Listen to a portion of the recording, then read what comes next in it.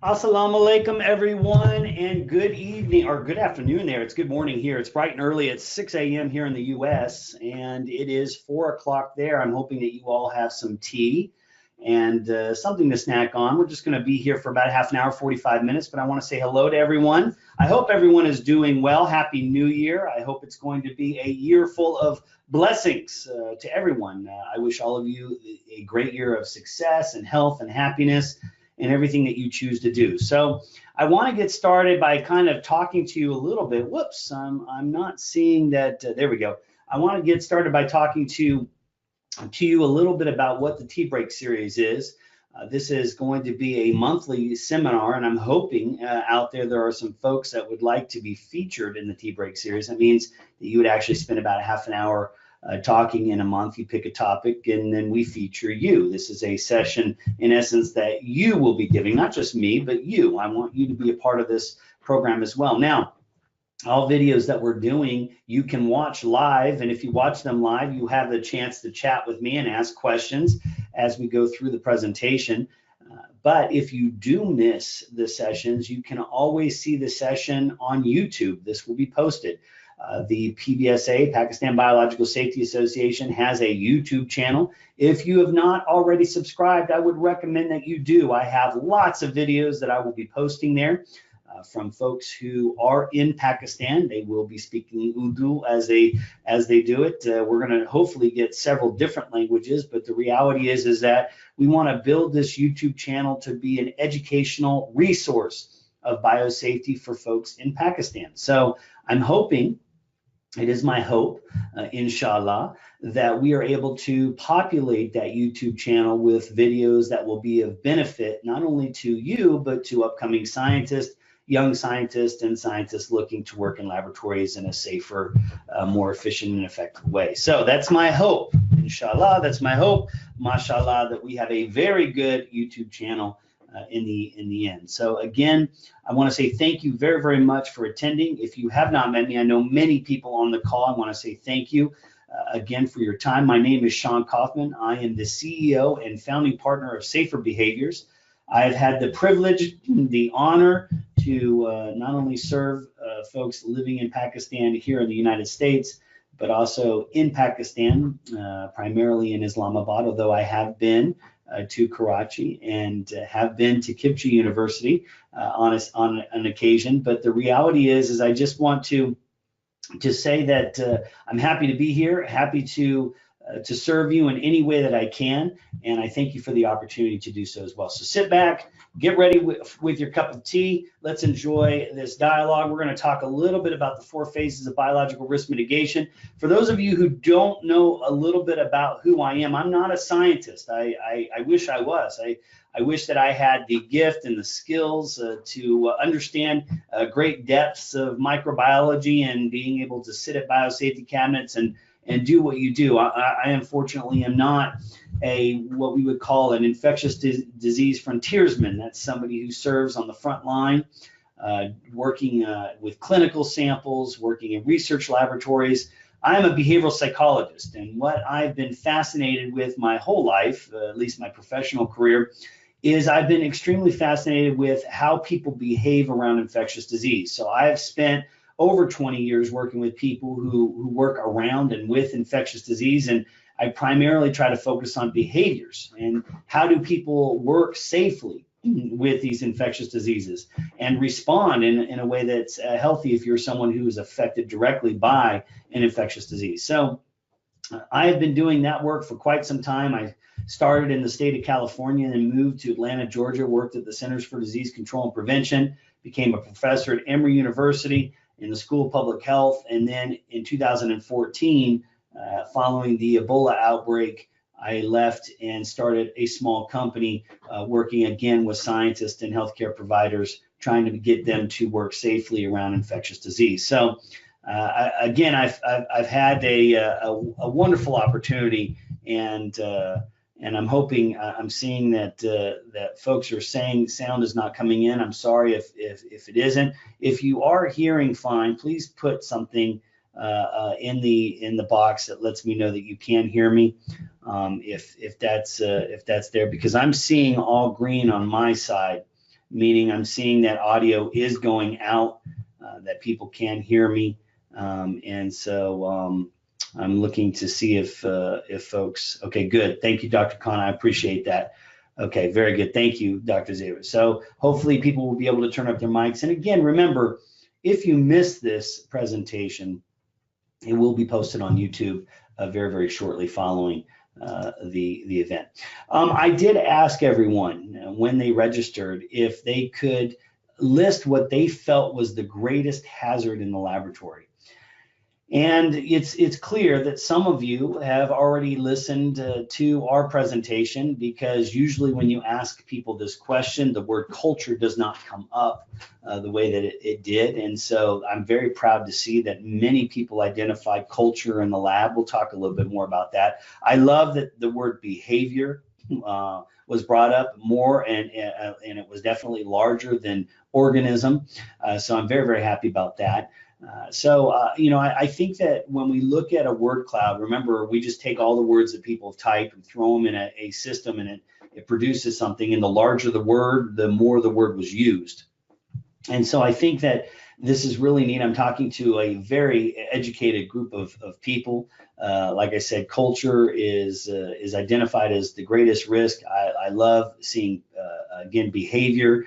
Spills obviously have come through quite a bit. So we're going to talk a little bit about these things, and hopefully, maybe, possibly change a little bit of your perception of risk in the laboratory environment, just possibly. Now, I do want to talk about the 4 phases of biological risk mitigation. I'm going to talk about these individually. And remember, the tea break series is something that's going to take between 30 and 35 minutes. That's our goal.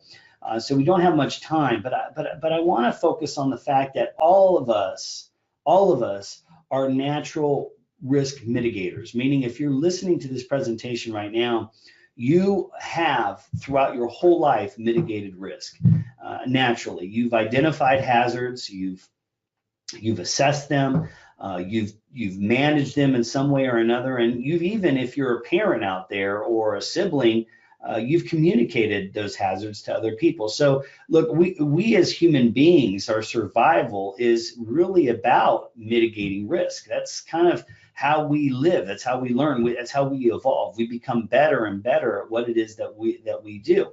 So we're all natural risk mitigators. And I want to kind of start by saying that, the first step in risk mitigation is identification, hazard identification. Then it moves to risk assessment, risk management, and risk communication. Now, I like to say it's I am communication. Now, the reality is, for scientists who work in the laboratory, reality is that this process is ongoing. It's forever continuous. It's something that can't be done only once a year and then you put it on a shelf and you return next year to do it again. That's one of the sins in biosafety. We tend to teach people that risk assessment is only done once. Well, that's equivalent, that's like you going to cross the street and you look left and you look right, and then based on your results, you use those results for the rest of the year. You look left, look right one time, you cross the street 100 times, you're going to get hit, because the reality is that risk assessment doesn't apply to every single time you cross the road. It applies to the one time that you're crossing the road, which means that when you go into a laboratory, you do a risk assessment every single time. You should be looking at the equipment, the people working around you, the agents you're working with, any changes that may have occurred. This is not something that you do only once. It's something you do every single time. And so, I want you to really pay attention to these things, because what I've done in the presentation is I've broken it up into 2 sections. So we're going to talk about each phase of biological risk mitigation. We're going to talk about human risk factors. And what I mean by that is why do these things matter? Why am I even talking about these things? Well, first and foremost, you being a human being means that there are natural risk factors that you can't control. For example, you are not a computer. You can't take an SOP, stick a thumb drive in your ear, and memorize the standard operating procedure. It takes time. It takes resources. It takes practice. It's not something that you can just plug in your ear and go. You also have an immune system, and that immune system is precious. It is affected by a variety of things: stress, dehydration, medications, chronic and acute conditions that you may have. These human risk factors are very real and have profound impacts on your level of risk when you're working around infectious disease. So it's important that we break this presentation up into two kind of different channels. We're going to talk about human risk factors, and then we're going to talk about the phase of biological risk mitigation. So let's start with hazard identification. One of the biggest human risk factors is that we tend to focus on what's right in front of us. And it's not that we're lazy, it's just that it's the most obvious. And so when we ask people what the greatest risk is in the laboratory environment, many people focus on the agent. I mean, that's all they can see. The agent is the biggest risk. Well, I've got news for you. The agent, when it comes into the laboratory, I'll be honest with you, it's pretty stable. It doesn't, it's not going to be agitated unless we have somebody shaking it or ticking it off. It's not mutating at rapid light speed. It's not going, I mean, it's a pretty stable thing in a laboratory environment. But you as an individual are not so stable. Sometimes you have good days and bad days. You're tired, you're awake, you're depressed, you're sad, you're angry, you're happy. You fluctuate quite a bit, as does your immune system. So the most obvious risk, the agent itself, is not always the greatest risk. Another aspect is that humans are not static, nor are their perceptions of risk, behaviors around the risk, and awareness of themselves and others. What do I mean by that? Listen, when you look at a risk and the more experience you have with the risk, the more complacent you become, the more comfortable you become. And when you become comfortable, if there's no checks and balances, if there's nobody coming in from the outside and challenging you to remain in good standing practices, to continue to behave according to the SOPs, then people become comfortable, they become complacent, and they start misbehaving. And it's not that they're bad behaviors, it's just they start developing habits that don't produce safe outcomes. So for example, people may be talking on their cell phones. And listen, I'm talking now about things like driving in a car. When you first learned to drive, you were focused. But after driving for a while, now you're driving with your phone, you're driving with your leg, you're doing all sorts of things that don't promote safety on the road, and then bad things can happen. So human risk factors here are, look, the more we work with the risk, the more comfortable we become. Now, the last thing is how a group of people behaves and what they believe specific to risk is the greatest hazard for any organization. Listen, it isn't just about individual human behavior around that agent. It's now you've got, if there's an organization with one lab and one scientist, then great, it's behavior. But we have organizations that sometimes have hundreds of labs and they have hundreds of scientists. How those scientists collectively work within that organization, how they do, truly makes the most profound safety challenge we face today. Because it's no longer just about the agent. It's no longer just about the person. It's about multiple agents. It's about multiple people and how they all work together within an organization. That is the greatest hazard that we face today, the overall culture of the organization. I want to challenge you, when you look at hazards, to look at three main categories. Now, there's a lot more, but look at three. First, the agent. Anything that has to do with the agent, from transfers, working with the agent, your SOPs, your waste management process, your inventory processes. Take a look at all of those things, because each and every one of them plays out as a hazard. I also want you to take a look at the people. Are they trained? Do they have the resources? Do we even check their health status before we let them work with infectious diseases? These things matter. And then last but not least, see if your organization provides expectations. Do they have SOPs? And if they have SOPs, do they ensure compliance? Meaning, it's one thing to have rules. It's another thing to make sure people follow the rules. Let me give you an example. Having been to Islamabad quite a bit, and even Karachi, I know that there are stoplights. I know that there are stop signs. However, I also know that people tend to go through these stop signs and these stoplights.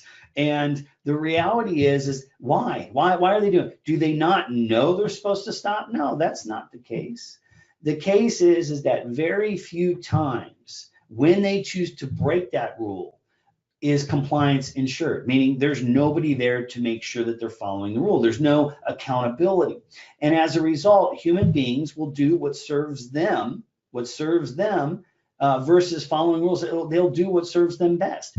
And the problem is you can have the best SOPs and the best rules, but if you don't have compliance and accountability programs, no one's going to follow the rules. Think about this. This is a truth as a parent as well. It's the truth in society. It's the truth all over the place. Human beings will follow rules when expectations are set, they're clear, when compliance programs and accountability is in place. If you remove all those things, a rule is simply just a request, and some people may follow it and some people may not. And that doesn't work when it comes to safety, okay? Last but not least, you have to build your programs to be sustainable.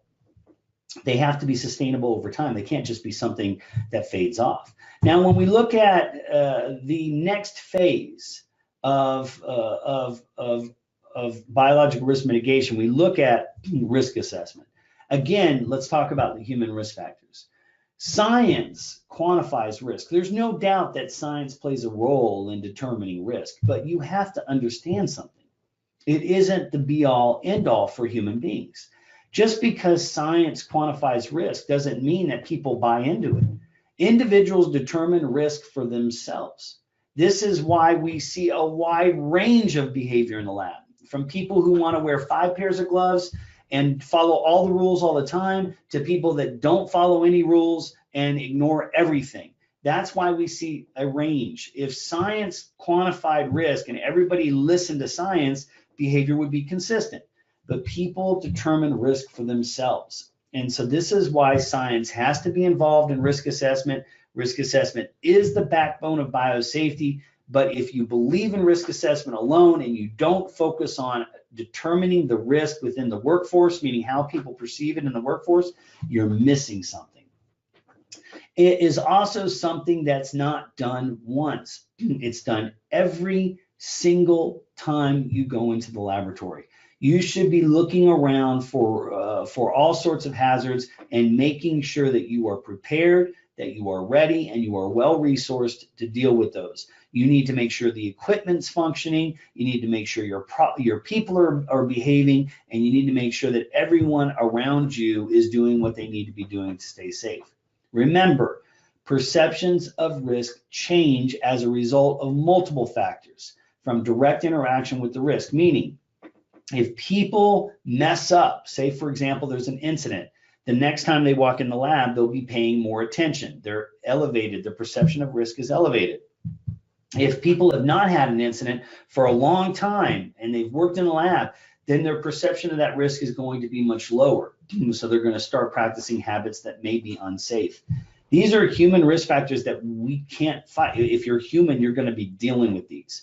And the reality is it's important for us to integrate a risk assessment process that looks at the agent, looks at the culture, looks at the workforce, and tackles those challenges. Remember, the agent, we need a lot of information on. We need to understand all sorts of things, from pathogenicity to transmission, how stable it is, how does it inactivate, how much do we need to get sick, are there prophylactic treatments, are there vaccines available?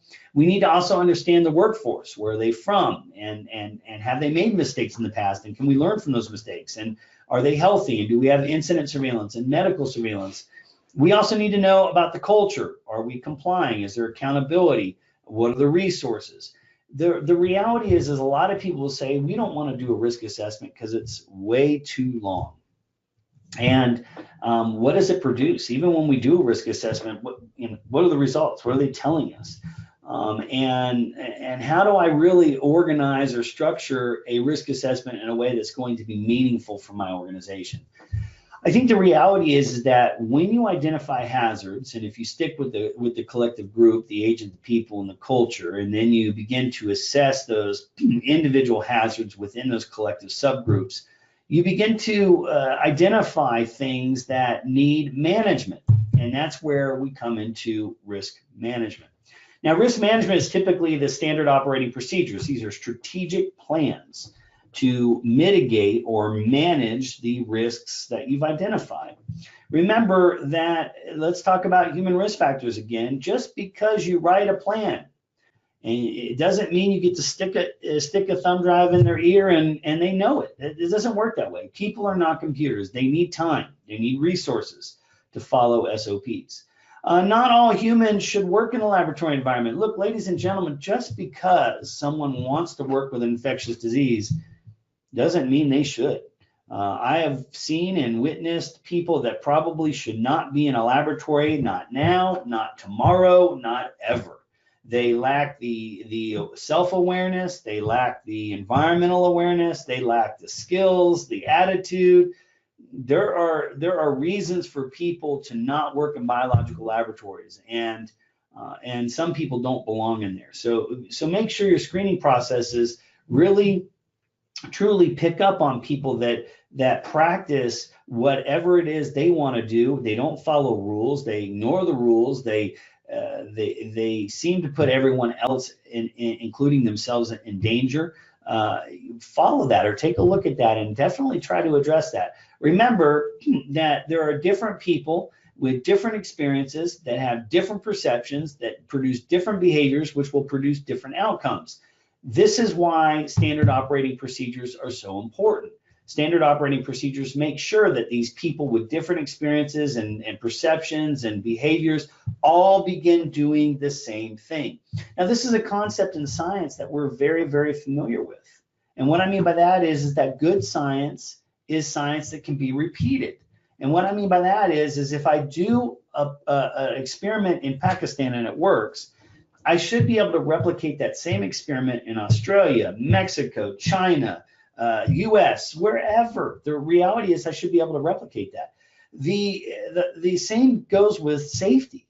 If we can replicate or demonstrate safe practices with a plan, then if everybody follows that plan, they can replicate the same outcomes. So when you look at a standard operating procedure, remember it's 2 or more people doing the same thing, the same way to achieve the same result. When you look at a varied operating procedure, it's 2 or more people doing the same thing in a different way to achieve different outcomes. Remember that all standard operating procedures are critical in making sure that we ensure safe practices among the entire workforce. And in order for us to have a good plan, it should be evaluated, which means it needs to be written in languages that people understand. And from my understanding of working in Pakistan, there are several different languages. You can't just write them in English, and you can't just write them in Urdu. There's all sorts of, I think Pishtu, forgive me if I'm saying this wrong, Punjab, there's all sorts of languages throughout Pakistan, and writing them in just one does not necessarily mean everybody's going to understand them. Remember that the SOP also has to be effective, meaning it actually has to work. There are some people that have written standard operating procedures and they don't work. So why are they even out there? And make sure they're physically possible. That's SOP evaluation. Validation means that you're controlling for both systemic and random errors of the plan, meaning that something is wrong with the plan. It's not producing the behaviors we want and those that are reading it. So you're going to want to do SOP internal and external validation. Don't worry about this. We'll do a T-break series on what SOP evaluation validation is and how to write good SOPs. So that'll come up a little bit later. And then last but not least, when you give someone a plan, you must make sure that they not only cognitively understand it, but that they can behaviorally do it. And only after you go through this process can you say your risk management strategies are working and have and can make a difference in determining or mitigating those risks that you're trying to identify. Now, last but not least, risk communication. From a human standpoint, remember, if people don't understand the risk they face, then they don't behave. If they don't understand the benefit of the behavior you're asking them to do, they don't behave. This is just human nature. Again, if you're not going to give me reasons to burn calories, if you're not going to give me reasons to behave, I'm not going to behave. Why would I burn calories? Remember, human beings are people, they're creatures. They will not expel energy unless they absolutely see a need and a purpose to do so. So if you just tell someone don't do that, or you got to do it this way, and they don't understand why you're asking them to do it, they're not going to expel the energy or the calories to do it. They just won't. So your job is to make sure that they understand the safety you're trying to get them to buy into. that they understand what it is that you're requesting of them. That's your job, to communicate why it is important for them to follow the behaviors you're asking them to do. You can't just give somebody an SOP and say, follow it. You have to tell them why. Now, if people don't know something, they may not know they don't know, or they may not tell you they don't know, meaning human beings, as a human risk factor, they go through, as many of you have learned, unconscious incompetence. I do not know what it is I don't know. Meaning someone can say, I know how to swim. They jump in a swimming pool, and only when they're drowning do they realize that they did not know how to swim. But they believed in their heart. They truly believed in their heart that they did know how to swim. But they found out as they were drowning that they didn't. Unconscious incompetence is a human risk factor. There are so many times many people believe I can do something, and then they try it and realize that they can't. But they believed. They were really a good person. I mean, it's not somebody who's overconfident or arrogant. Those are different qualities. These are people who really truly in their heart feel, I've got this. I really do. I've got this. And only later realize that they don't. That's a human risk factor. There are also people who are too embarrassed to tell you they don't know. They feel that it's a pride issue. Maybe they're a college student, or maybe they're a young subordinate trying to learn and make a name for themselves, and they feel embarrassed about saying that they don't know something. The reality is that it's very difficult for human beings to speak up sometimes when they don't know something. And that's just something that can't be done, especially in the environment that we're at. If you don't know how to swim, then you need to tell people you don't know. You can't just jump in a pool and be expected to swim when you don't know how to swim. And you can't be embarrassed about not admitting that you don't know how to do something. We must tell people why we're asking to do something, again, otherwise they won't do it.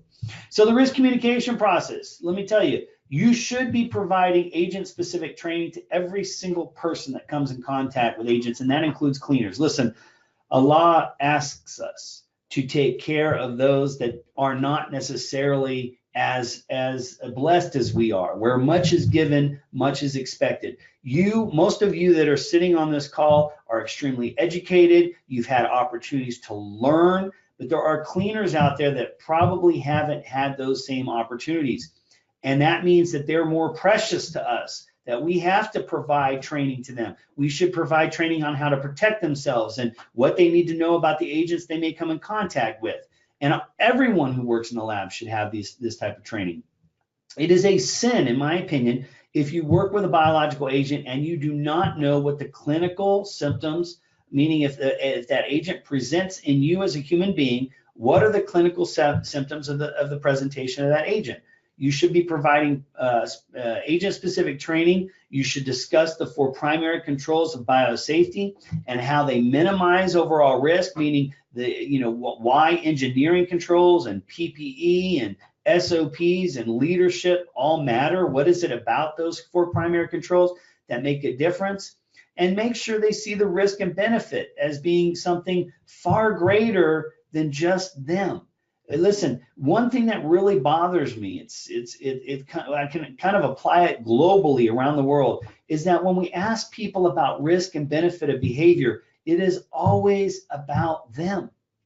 Very rarely do I hear someone say that my behavior impacts everyone else, but it does in the lab. Your behavior impacts everyone in the laboratory. It's like driving drunk on a road.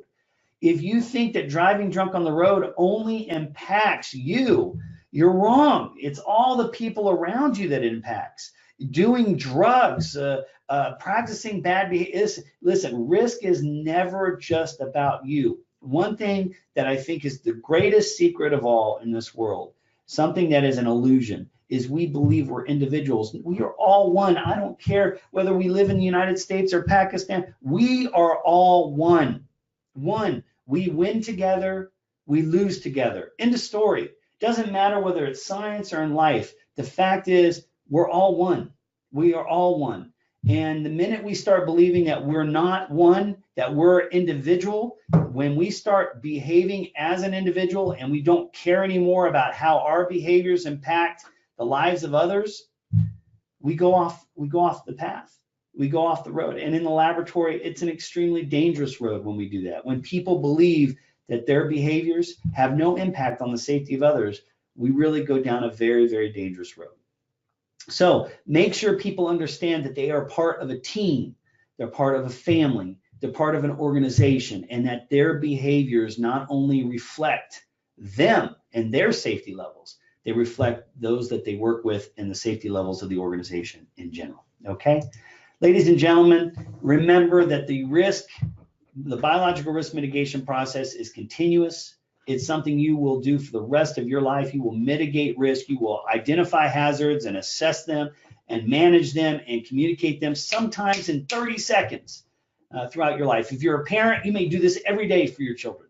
The reality is that please don't stop doing it, because I want you to evolve and I want you to live long lives, not only as scientists in laboratory environments, but I want you to live long lives as people, okay, in this world. All right, ladies and gentlemen, thank you very, very much for your time. At this point, what I'm going to do is I'm going to take questions. If you have any questions, make sure you put them in the chat box. We do want dialogue. You can put them in the chat box. I've, again, muted everybody so we can record this session. Please make sure we'll have another tea break next month. And if you haven't subscribed to the YouTube channel, please make sure you do that as well. It helps PEPSA, and you get to have access to any new videos that we have. It'll pop up on your screen. All right, ladies and gentlemen, I'll take questions. And again, thank you for attending. Have a wonderful evening and a great weekend. I wish you the very, very best. And I look forward to seeing you in the months to come, inshallah.